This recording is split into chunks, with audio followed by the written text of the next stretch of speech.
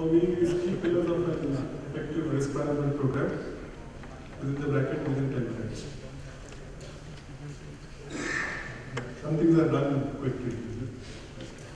So, before moving on to the topic, I think it's very critical for us to understand, acknowledge, and differentiate the difference between information security and information risk management. It's very critical. How is the difference between security and risk? If you notice in Felix's talk here, he now and then said these are the threat scenarios which are changing and how a context-driven security enables the risk management and aligns with things. With that note, let me start the presentation. See, in my view, these are the key differences between information security and information risk management. Information security focuses more on technology point solutions. It is normally compliance driven, or at times vendor presentation driven, or budget driven. And these are identified threats for controls monitoring. That's it. Okay? It stops there. But when we talk about the risk management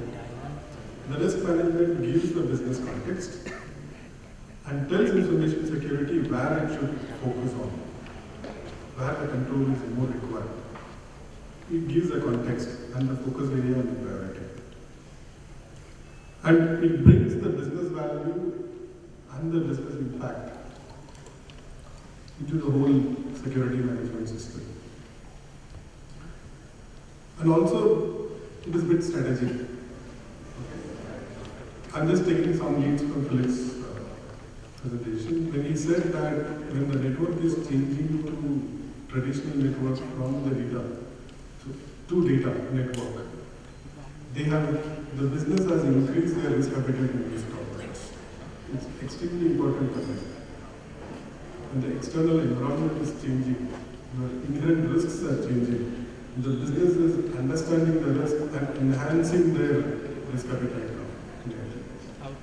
That's the example of pure risk management, risk-aligned security program. And it gives a very structured approach. So all stakeholders in the business, including IT risk, compliance, audit, business, are in the same structured approach and play their different roles. The very important thing is, if you have an effective risk management program, it provides information and analytics and the risk data to business for business to take a call. Okay. We are not here to say that I am implementing this control, either you can do this or you cannot do this because of this threat. The language will change that this is the external threat scenario, this is your business, these are your priorities, these are the risk areas. With the risk management program, we are providing that information to business and business takes the call, whether they can do it, they want to increase their risk appetite, or they want to accept and move. So that's the key difference between information security and information risk. Let me also point out, I'm not saying that risk management is a next maturity level of security management. No. In my opinion, that's not a correct approach, correct wording. They both work hand in hand. Risks should supplement security, security should supplement risk. If I want to put it in a nice phrase, security should be driven by risk should be driven by business. That's how the value chain should work. Everything should work hand in hand. That we move on. If I look at the current IT security scenario, whenever you want to move on, like you need to understand where we are. I think somewhere I feel in the last 2 years we are lost The community is lost in jargons. APT, DDoS, GRC, big data, cloud. If I sniff two CISOs meeting in a conference and saying hi, the conversation goes in this way. What about everybody? What are you doing? I'm doing DLP. What about you? We are looking at cloud. Okay. So how this program is going, how that program is going. We have become a security specific implementation program managers. Not as a risk manager. This year I will do DLP, next year I will take about APT. Is your business really requires that? Is it aligned to your business? We are getting lost. If you see this, will you be able to identify risk? Somewhere I put risk. You will not be able to identify in this clutter of jargons. We are getting lost. These information security specific programs are overshadowing the risk currently. And to come back to the topic, to align to the topic, in last 1 month there is one incident which really troubled me. It's not an IT security incident as such, but this incident really troubled me. Yesterday I spoke to Vikas in the morning and I said I will send the presentation in the hour. When I started making the presentation, I thought I will take that topic. And this is the incident. And I saw in the Times of India that this has come in the first page, the Volvo bus fire incident. Okay.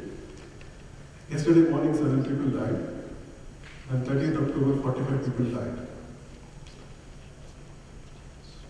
And I call this as a Volvo bus security syndrome, which is prevalent in our minds, in our day-to-day work. When you talk about Volvo bus, it's one of the top technology-oriented, top class, best of breed bus which is on our roads. But why is this happening? Why people are dying?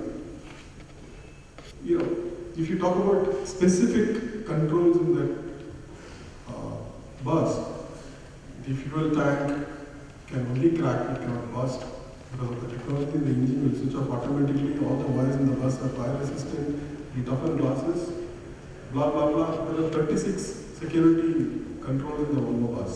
They are listed in the website. But why is this happening? It should not happen, right? Because it is not context specific. The security architecture of that bus is not in our context. It's a single cabin structure bus with an AC and drive on our roads, which the dividers can come, it can be opened and it can come in between the road anytime, and the kind of drivers what we have. This is not a context-driven security structure. See, if I look at specific things, I'm not here to analyze this incident as such, but my point of view is the outcome of a technology-driven compliance-focused assurance models. Okay.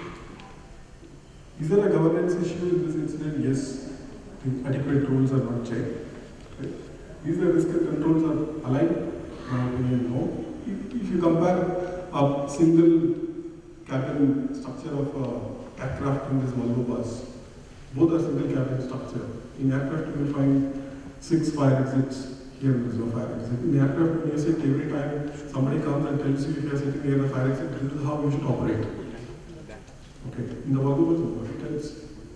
Yesterday's incident, in the Times of India, I read one person, 23-year-old, he broke the fire exit glasses with his head. There was no hammer there. He broke the glasses with his head and saved 1,500 people. Why these standards are different?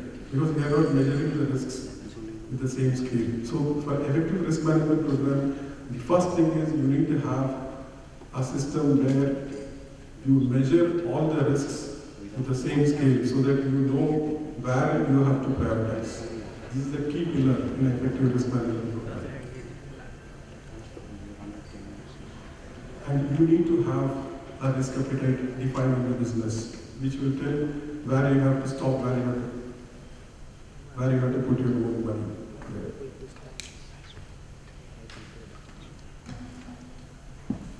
So these are my thoughts for the effective risk management. These are the key pillars.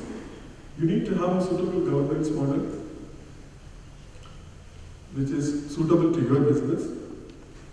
There has to be a common risk language and risk footprints defined. You cannot measure risks in a different way, with a different footprints. The penetration test consultant gives you a 3x6 matrix of probability and threats, and he tells something is critical which is not critical to you. Audit gives a different rating, compliance gives a different rating, your own risk assessment gives different rating. It will not fly in the effective risk management program. You need to have a common risk footprint and a risk measurement categories where everything is measured in a proper way.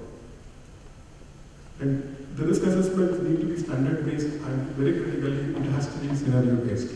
Like this Volvo bus incident, if you take up a scenario, the bus hits a divider and within 5 minutes it is on full flames. And there are only one fire exit, real door, which is locked by the driver, and he leaves the bus past before the passengers. That killed 45 people. So you cannot have that kind of approach. So your risk assessment should have a scenario base, which tells you if the scenario happens, what all can happen, and how I should put the controls. And you need to have a risk appetite to take business and risk-driven decision making. And the very critical thing which we have to all mature is a reference architecture-based security control implementation. We need to define reference architectures for DDoS, for APT, for cloud implementations, and the reference architectures should be tried and tested, and based on the reference architectures, our security implementation should go on. And we need to focus on a data-centric and context-driven security than a security specific approach. I think ERM framework gives the full answer to this for aligning the risk appetite and strategy in business and reducing the operational surprises and losses. With that, I will conclude my session.